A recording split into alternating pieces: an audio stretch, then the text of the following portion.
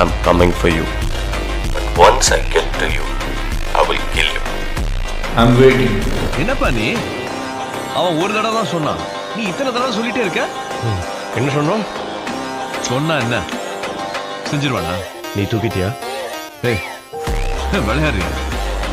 நீ எவ்வளோ பெரிய ஆளு, நீ எவ்வளோ பெரிய கோட்டை, அவனை போய் நீ தூக்கிட்டல? அவனை தூக்கிட்டல?